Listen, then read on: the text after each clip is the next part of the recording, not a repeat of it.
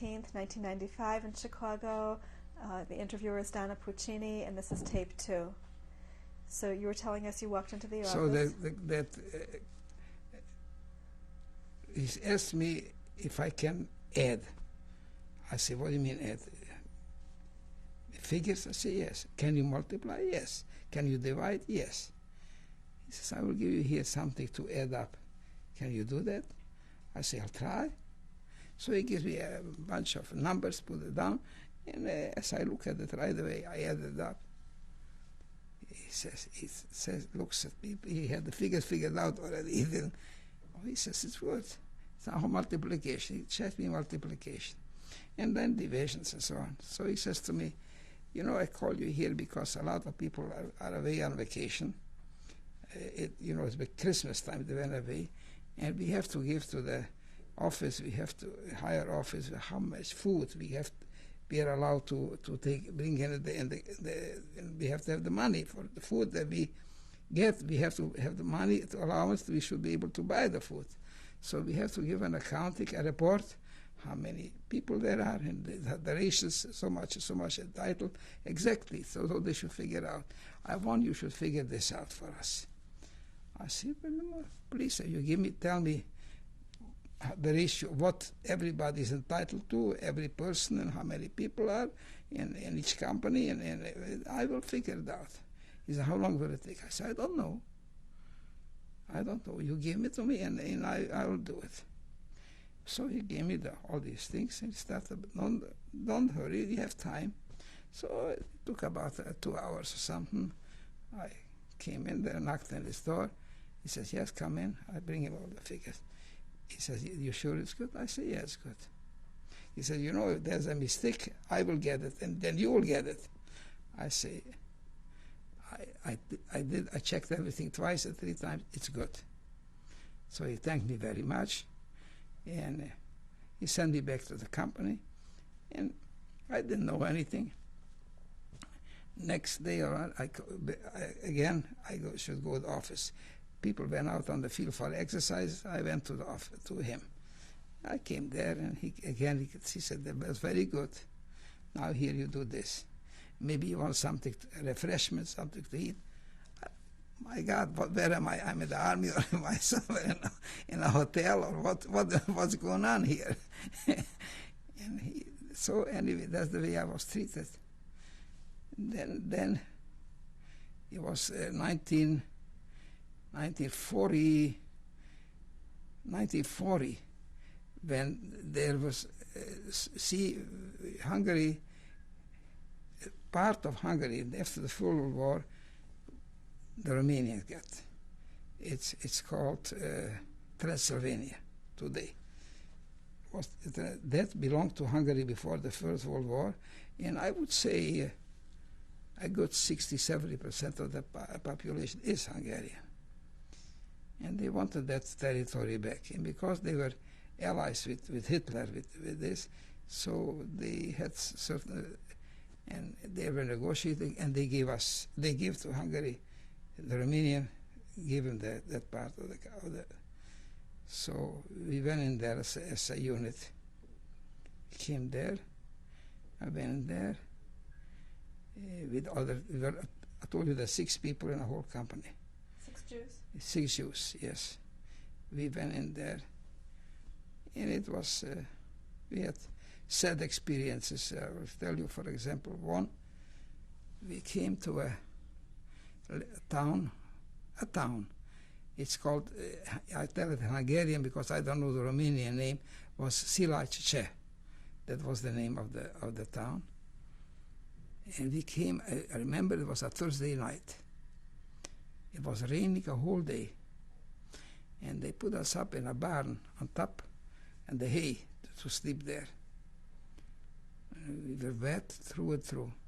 Early in the morning, Friday, the sun was shining, and they said to come on and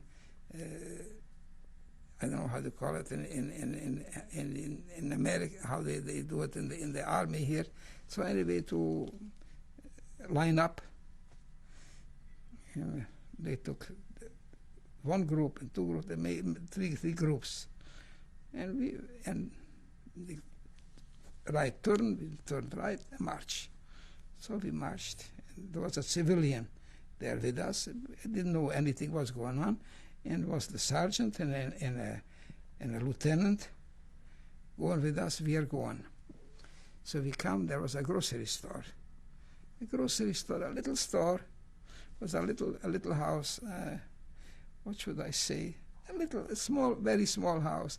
In the front was a grocery store, and they go in the grocery store and they tell 3 people, one in the front, one in the middle, and one in the back, we should stand there guard. I came in the middle. I didn't know anything what's happening, absolutely nothing. And I was standing in the middle, and I see a woman is preparing, she is kneading or some dough, and she's crying. I see the tears are going. I come to her, and I ask her, first in Hungarian, I ask her, why do you cry? What's happened? She wouldn't look at me. Then I start to talk to her in Yiddish. She's there and wouldn't look at me. So I came closer and I said, please, don't cry. Tell me, maybe I can help you. Anything. Try me.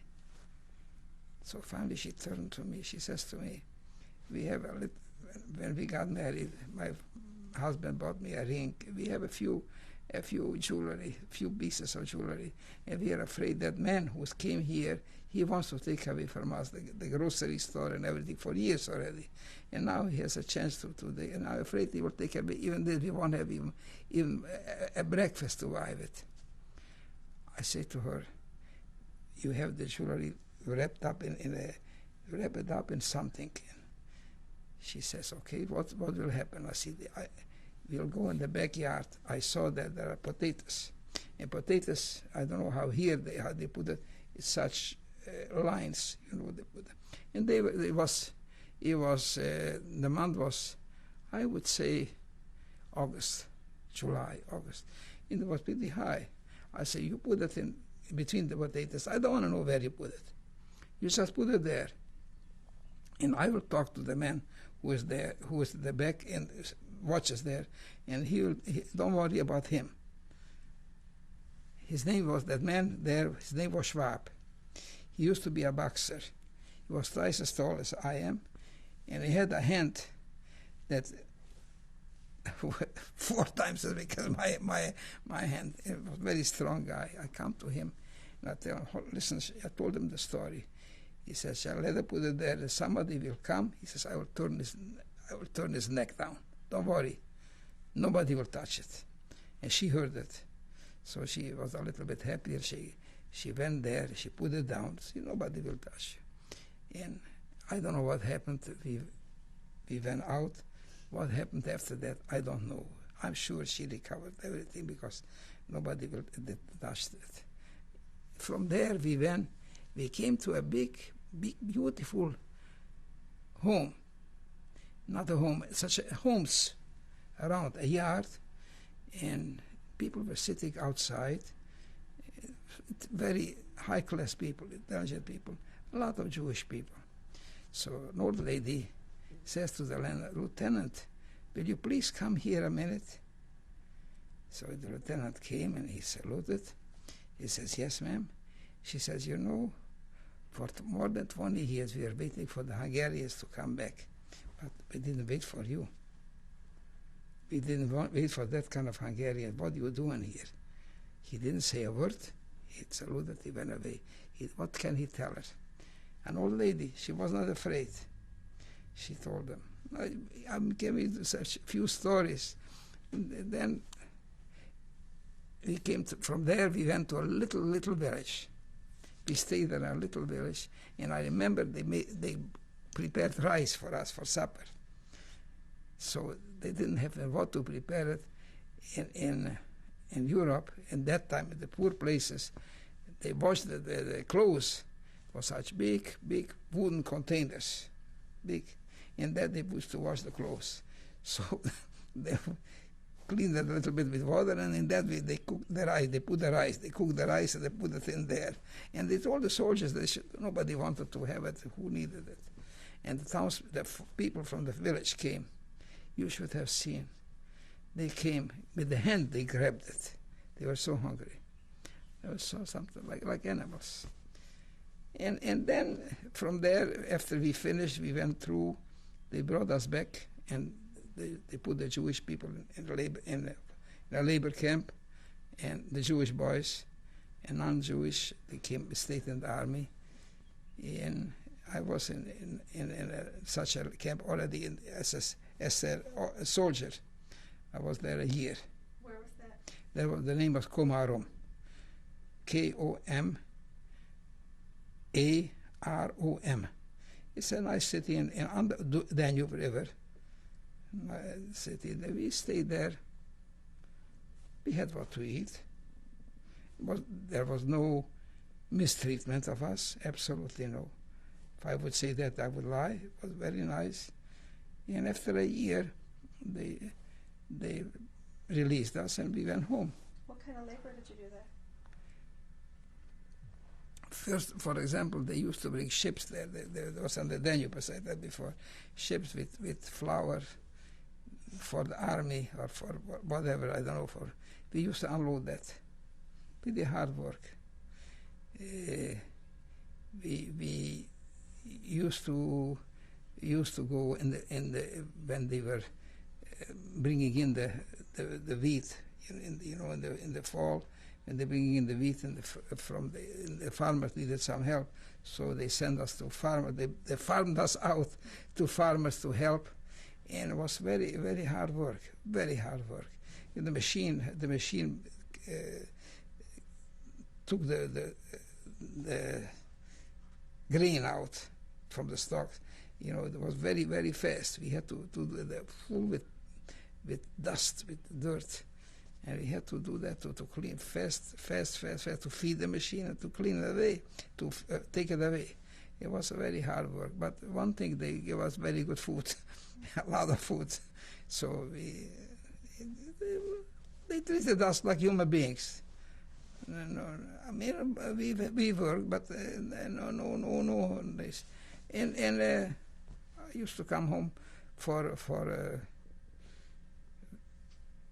furloughs very often. I had a girlfriend. I used to come to see my girlfriend. That was my wife. So my future wife, that is at that time. And so and then we came home, and I was home. The situation changed all of a sudden to very, very bad. What year was that? That was 1942, late 42. My father, I don't know if you saw the picture of my father. My wife showed you the picture of my father. We'll see it at the end of your Yeah, so he had a beard. So they took him off the train because he had the beard. There's a Jewish. In the middle of no place, they took him off and to go. So he didn't want to go on the train anymore. He was afraid to go. So we used to go. And one day I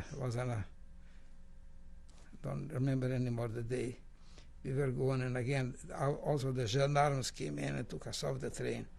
We were about 3 Jewish boys, and they left us in the middle. We had to walk about 20 kilometers till we got someplace. So it was then we were in the lumber business, not you think a lumber yard? No, we didn't have a lumber yard. We brought down the wood, the raw wood from the forest, and we delivered it to the sawmill. That was our job, and we got paid by the cubic meters. How many cubic meters we delivered? And because Jews are not supposed to do that anymore, so we had to be as employees only. And you couldn't give to a non-Jew, you couldn't give any orders to do that. So if you did, that was against the law. So it was very complicated. And the gendarmes came always, but they were all they bribed and so on. So it was tolerable. intolerable. I remember a German officer came. Let's see, the capacity that we could bring down at one day was about 70 cubic meters of lumber. I'm telling you capacity, you don't know what I'm talking about. That's a lot. So, and the loading dock was such, what was built after there was not much room, but it was in the mountains. Couldn't build a flat place. He had to find somewhere a flat place to build something, and it should be a loading dock. So it wasn't simple. So he came one day, an officer, he said he has to have 200 cubic meters a day.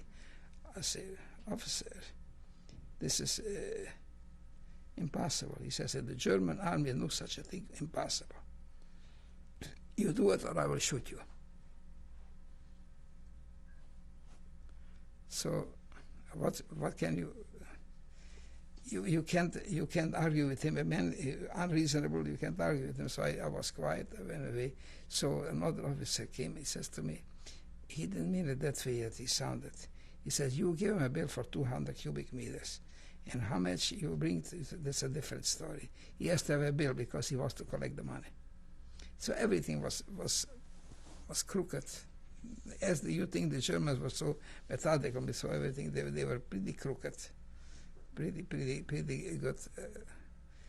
So that was about a year. And then all the young people had to go in forced labor camp. When was that? That was 1943. 1943, it was, I would say 1942 in November, December, because I remember when I came there it was very cold. And we stepped on the floors. It was only straw, nothing else. It was a barn, a big barn. Horses used to stay there. That's where we stayed. Where was it? They were in Komarom, same place. I came there. And from there, we used to go to work on the railroads. All kind of work, cleaning away and helping unload and all kind of. And from there, then they took us to wood to provide for the camp and so on. And then later we came, there was for the military, was a warehouse which supplied for war material, which they brought war material, we distributed it, we packaged it, we numbered it, we sorted it out, and when they came from the front, they were in the front, of the Russian front, they came to for supplies, so we gave it to them, and we were there, and then till 1944. In 1944, in I would say August, September, August or so, was August already. The Russian army was already a few, I would say 50, 60 kilometers from Budapest. So all of a sudden we got an order, we have to go the Jews to Germany, to the concentration camp. They didn't tell us that where we going, but our commander, company commander from that, was a retired judge. Very nice man. He used to say, children, I have orders to transfer you to the Germans. If somebody has a place where he can hide or run away, or he thinks he can save himself, go. No questions asked. Go. I won't do anything. If somebody wants to go and needs shoes or the other supplies, here are the wagons. We didn't have cars, we didn't have trucks, we had wagons pulled by horses. There on the wagons is shoes and food and clothing and underwear. Take everybody whatever he wants and go. So it was very, very liberal, very, very nice, absolutely unbelievable. Not everybody had it, and they brought us all the way to the border. The border city was named Sopron. Sopron. I will spell it for you. Sopron. It's on the Hungarian-Austrian border. There they transferred us to the Germans. And I remember before us came 2 transfers of Russians, prisoners of war. They transferred them also. And we came there to the trains, and there the SS took us over. And they started already to mistreat us, beat us, took away the food, took away everything we had. And they put us in trains, and they brought us to the concentration camp.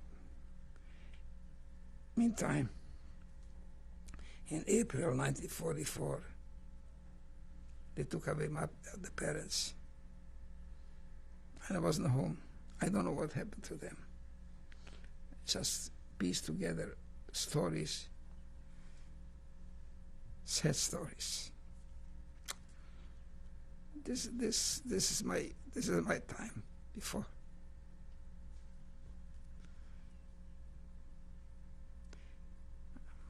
I remember when I was going to the forced labor camp, when they called us in, I came to the city, and my wife was my girlfriend, my wife, she was there. She gave me such a shawl to cover my neck and everything. So she made it herself.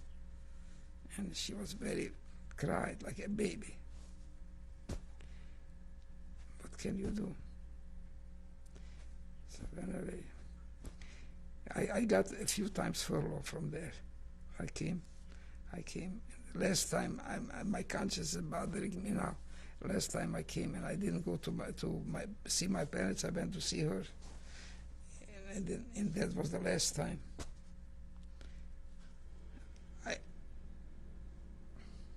March the 15th of 1944, they came to Budapest, the army, the Germans, and all of a sudden we were cut off from everything. Nothing, no communications, nothing from home. What happened and what was going on? Lost. I had in Budapest, took 3 cousins. One, as I told you, he lives now in Los Angeles. That girl is from Slovakia. Let me tell you a little. We had an uncle and an aunt in Slovakia. The uncle died of blood poisoning. Before that. And then the aunt, she got sick. She had or Parkinson's disease or some other disease. I don't know, whatever it is. She died. They were left 4 children. She had 4 children. 2 girls and 2 boys. There were 4 uncles. Each uncle took 1 child. We took a boy. And I can tell you, that boy was treated better than any of my father's boys, my mother's boys. He was very good-looking boy, a very smart boy. He didn't come back. I don't know what happened to him, but he disappeared. And that girl, she was at the uncle's house, and when the Slovakia, they became allies of Hitler. Very, very faithful allies, real Nazis. And so they brought her at night. They brought her to the Uzhhorod, I told you, to that city. There I had another uncle. And she stayed there for a few weeks. And they were afraid because they were looking for escapees. And if they caught somebody, then they took away not only that, but the people who were hiding him also. So my 2 cousins who were in Budapest already, they worked in I would say, a nursing home. It was a nursing home. But people, very well-to-do people, mostly women. Not mostly women, all women. They were staying there, and so she brought that because she didn't tell them who she is, gave her another name, and she came there, and she was hiding. She was hiding there with my 2 cousins. This cousin from my mother's side, and this is from my father's side, other 2 cousins, and they were hiding them. They're alive, both of them, and they live in New York, and they were very good to her, very, very good to her. And she was good to them. And when it was already 1944, and we were going already to, they were taking us to concentration camp, and as we go into the city, I asked permission if I could go up here a little bit. So the company commander said, "Go away, you can stay there." And I came there, and my cousins, she said to me, "Don't go any place. You stay here." You heard about Waldheim. He from Sweden, Swedish ambassador. He gives such passports. He gives such that we are Swedish citizens or whatever it is, and they didn't touch us. They didn't touch the Jews, whoever had that letter. "We will get you such a letter in a few days. Stay here and you will be safe." And true, if I would have stayed, I would have to go any place. But my parents were away. I didn't have what to live for at all. I was lost. I was a young boy. I didn't have anybody in the world. So I said, "No, I go. Whatever happens, I go." And so I went. I didn't have to go. This is the story before that. Any more questions? When did you arrive in Bergen-Belsen? No, that was already after I was in concentration camp. I arrived in Bergen. First, they took us from there. They put us in train, and we went through whole Austria into Czechoslovakia, from Czechoslovakia to Germany, and near Hamburg was a camp called Neuengamme. Neuen, the second word Gamme, Gamme. There were about 70,000 people in there. 70,000.